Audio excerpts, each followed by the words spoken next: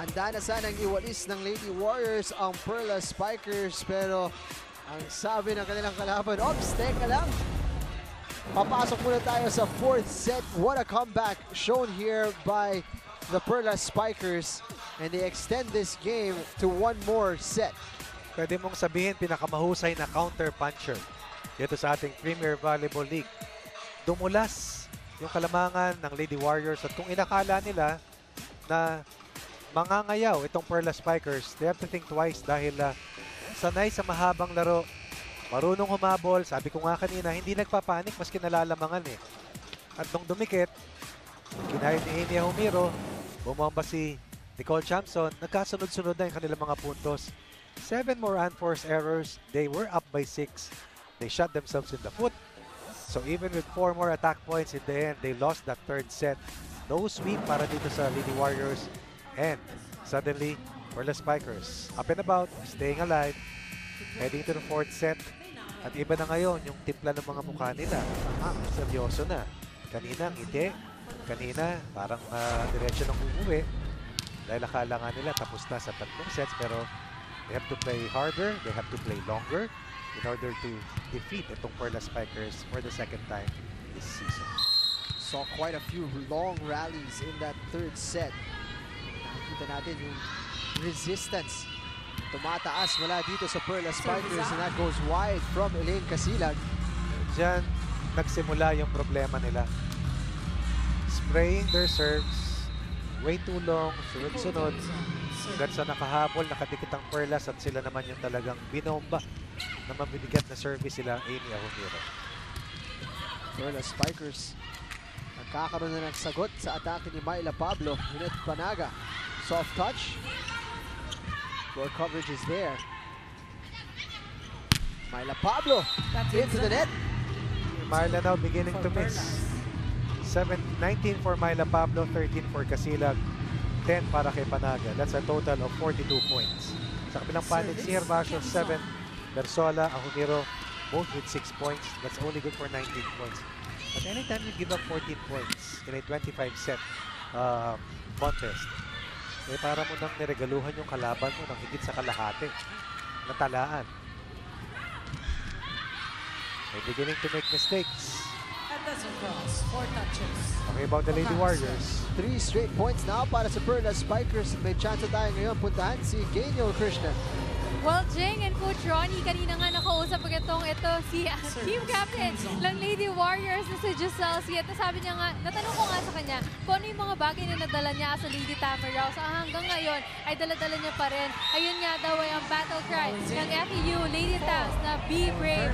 Alam mo, kahit nga daw nasaan daw siya, kahit off the court daw talaga, ay dala-dala niya to. So up until now, pinapakita niya daw. Eh kanina nga nag-sign nga siya kanina sa akin doon sa baba na sabi niya nga sa akin na konting tiis pa. Sabi niya nga. So back to you, Jing and Coach Ronnie. Thank you so much, Gaynel Krishnan. At mukhang matagal-tagal na pagtitiis to kasi ang Perla Spikers limang dire-diretso na puntos dito sa 4th set. Pakinggan natin ang Lady Warriors. Ayaw niyo na ba? Kasi iba yung sinasabi niyo sa pinapakita niyo eh. Di ba? Umpisa pa lang na set, umayaw na kagad tayo. Hindi pa kasi na nakakasampu eh. Wala pa sa kalahati yan, no? Mayaw. Kasi hindi pa nasa service, ayaw na natin kagad gumalaw, ayaw na natin mag-isip, ayaw na natin kunin yung bola.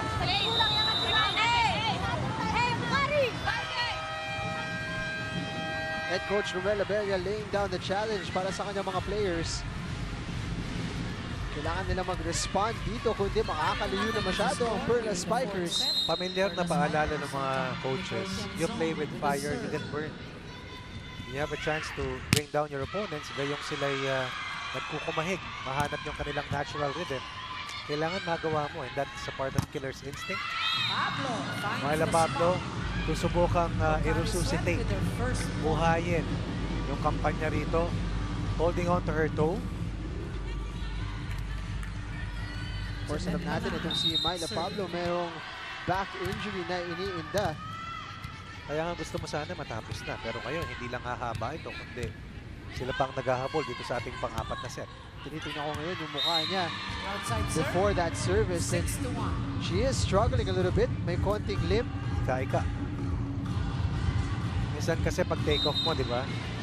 Para makaangat ka, ibobuelo mo yung mga toes mo di ba? Depende sa estilo ng take-off mo. Si Roses. Hindi tumawid yung kanyang palo. 4 touches, itinawag laban sa Perla Spikers. Pangalawang puntos pa lamang ng Lady Warriors dito sa ating pang-apat na set. The Spikers looking to keep the pressure here. Giselle C now to serve for the Lady Warriors. Pero pinuntahan si Roses this time. Natawid niya ang kanyang palo. 7-2. You know, the shoe is on the other foot. Saka komportableng naghahabol ang Perla Spikers. Sanay sa pang matagalang laban. Aumil, serve. Really cannot relax at this level. No entries, says Persona. Might come back to hunt them itong Lady Warriors. They find themselves 6 points behind. Papasok tayo sa unang technical timeout of the fourth set. We'll be right back.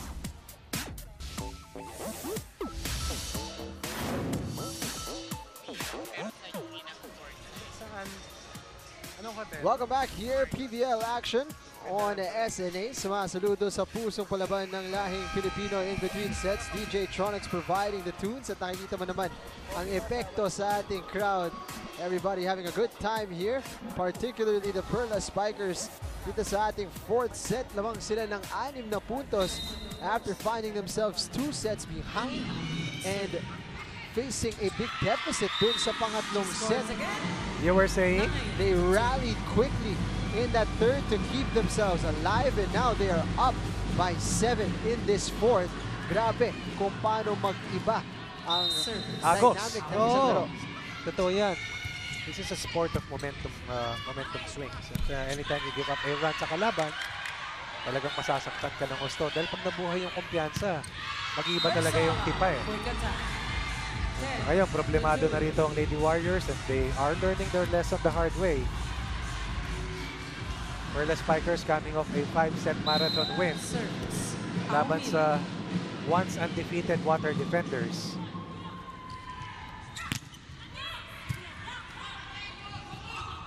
Going to the opposite side, Zihar Vasho with the kill.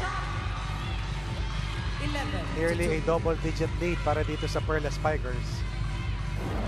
You would think na ang lamang sa buong laban ay ang Perla Spikers, pero hindi po itong naging istorya sa unang dalawang sets. 25-17, 25-17. Biglang nanalo dun sa third set sa kanilang malupit na habol sa dulo. Myla Pablo, could this be the start of a comeback?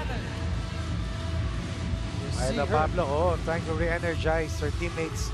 Pati yung paggalaw nila bumagal Tama si Coach John Abella. Parang ball watching karamihan. At tumibay naman yung depensa at opensa dito ng Perla Spikers sa kabilang panig. 21 big points para kay Myla Pablo. Nepomuceno, and that's back-to-back points for the Lady Warriors. It's been some time, Coach Ronnie. All is not lost, but they have to make their move now. Kaya Nepomuceno very quiet in the third set. Someone has to help out itong si Myla Pablo sa kanilang kampanya na bumalik, humabol at dumikit dito sa pang-apat na set. Kat Bersola has really come alive here for the Perla Spikers. Laking tulong ni Kat Bersola, lalo dun sa third set.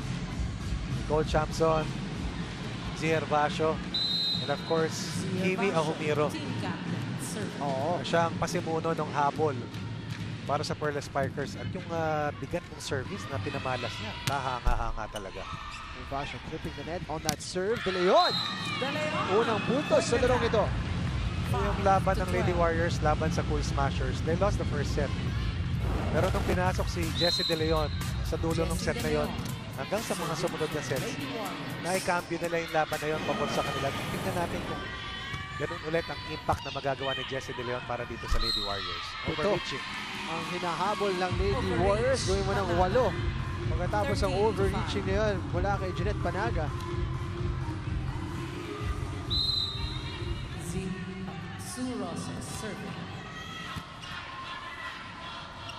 Quick hit para kay Panaga. Medyo mababa yung bigay ni Giselle C. Casilag with a hit. 2 touches. Kanina si touches. Jem Ferrer ang hirap na hirap pumasa dahil parang meteorite yung pasa sa kanya kung saan saan napupunta. Ngayon naman, si Giselle C yung napapagod kakahabol. Dahil hindi maganda yung big pass na napupunta sa kanya. Ibang putos mula sa atake para kay Suzanne Roses. Panaga nakaputos dito. Corner pocket. 6. From a high of 9 na ibaba sa 8. Komportableng kalamangan para sa Perla Spikers pero parang mahirap gamitin yung salitang yan dahil mahirap maging komportable rito. Maski malaki yung kalamangan. Vasho looking to set up Nicole Tiamzon. Deflected by Panaga. Casilag atake. At nabasag ang double block. Tanggal ang headband ni Jem Ferrer. Ganun kalakas. Ganun yung palo. kalakas pati yung pectus doon sa bola. Ito makikita natin ulit. Bumanda. Mamakikat Bersola, bumanda ron sa headband. Jem. Tiamzon. Swiping it just a little too wide. 8-14. Di down to 6. Pinakamalapit na inabot ng Lady Warriors. Sa siyam na puntos na abante, nahawak ng Perla Spikers. 2 beses nilang na-establish yan. Nepomuceno. 3 straight points para sa Lady Warriors.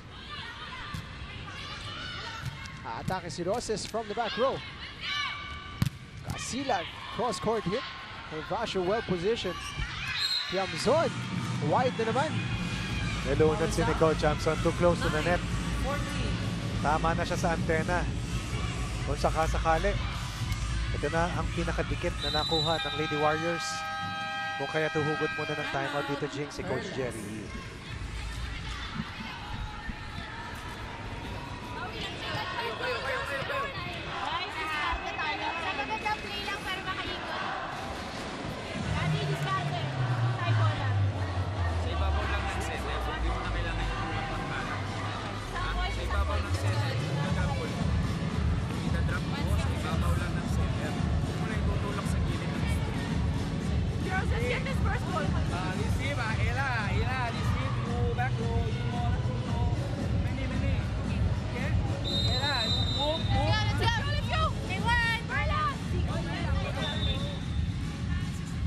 Up by 5 but in danger of surrendering here to the Lady Warriors dahil sunod-sunod na ang puntos dito ng koponan ni Nepomuceno and the rest of the gang.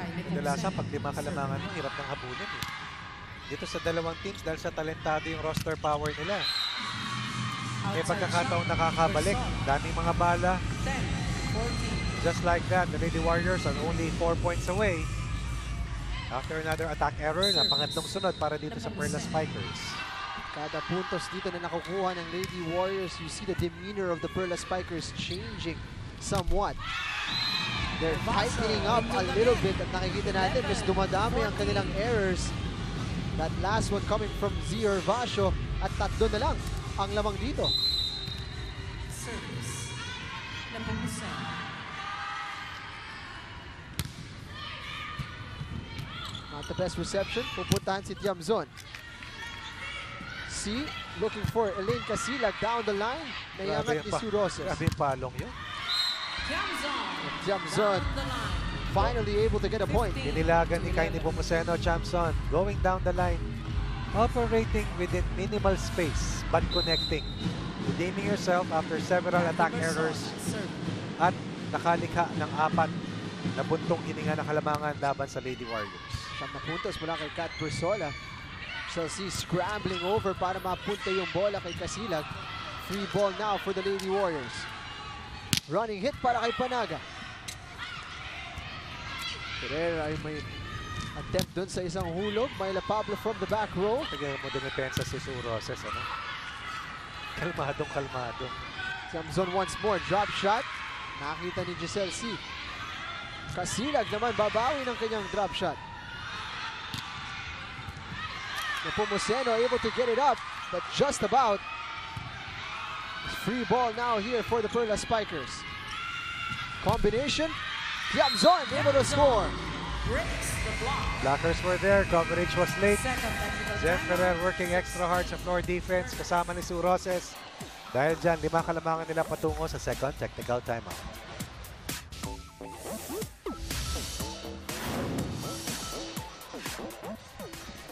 Happy birthday to this little man, Siad Fermin, son of our cameraman Jerome. Ang cute ng shirt din niya, oh.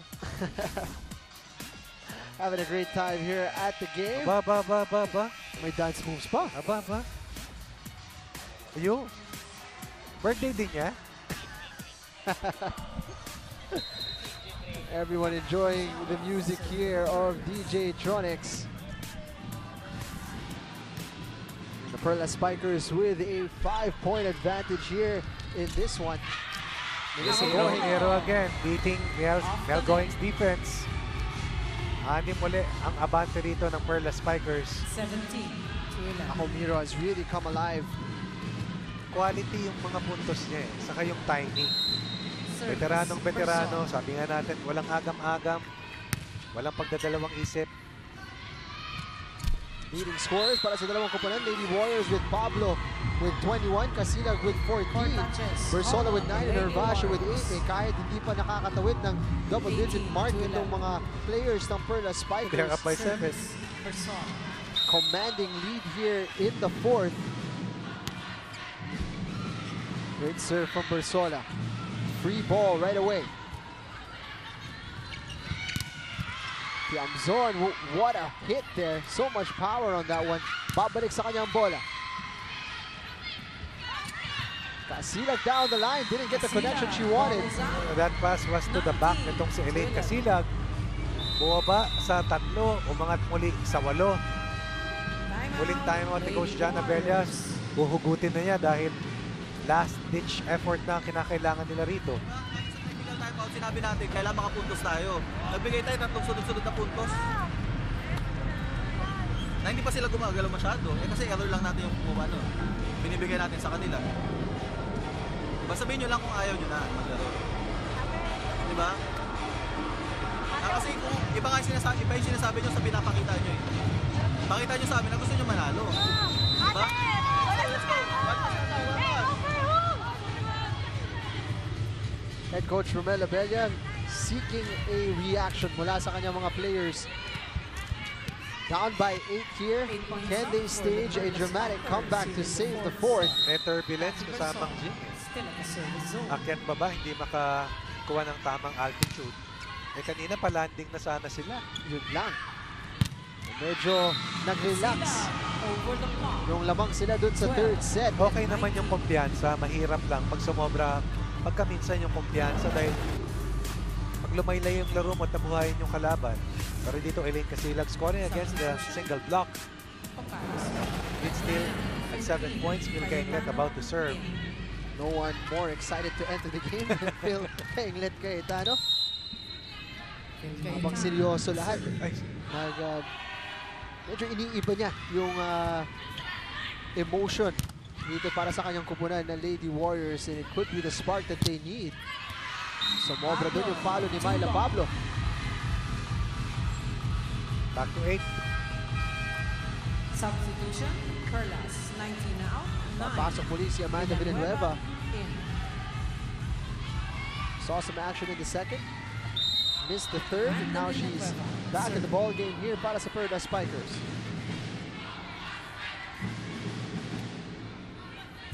Deep serve. Cayetano with the reception. Hervasio, so sobrang kanyang palo. Basho. Too long. Kahit nagkamali si Hervasio sa tansyahan sa palong yun. Sa pangalawang sunod na set kasamang Jing, lampas sa 17 points para sa Perla Spikers. In the first 2 sets, only 34 points combined for them. Dito, una sila sa 20, lamang sila ng 7. At kahit mas konti double-digit scorers para dito sa Perla Spikers.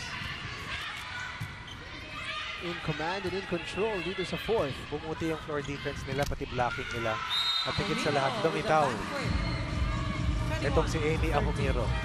From the service line, sa kanilang net defense, sa kanilang middle hitter, the position, Jen Ferrer. And that's the Ateneo connection working wonders. Na naman para dito sa Perla Spikers. Nangangamoy 5th set ito kasamang Jing. Tama. 4 points away. Itong Perla Spikers, and what a save to keep it alive. Pablo. Nayangat ni Amanda Villanueva. Running hit para kay Tots Carlos. The block is there for Myla Pablo. 14-21. Ella De Jesus just could not cover. Amy Ahumiro tried but could not connect. Ganda nung single block coming from Myla Pablo. Serve. Ferrer, pupuntahan si Carlos. Giselle C. Carlos. Got there in time, pero yung kanyang connection 14. hindi Hindi na kaganda. yan ay angat eh. Yung pectus ng palo niya yung trajectory ay pagilid at pababa. Amy Ahumiro. What a fight back we are Oh seeing yes. here. Kanina pa natin kinukwento yan, binibida natin. May kakayahan makabalik. Hindi nangangayaw, walang kapog sa dibdib. Quick attack. Jesse De Leon has played well sa kanyang maikling floor time. Substitution. Pacaro Suel. 15 Then out. Casilag 9. checking back in Casilag para kay Phil game. kay Ingrid Cayetano. Myla Pablo. Serve.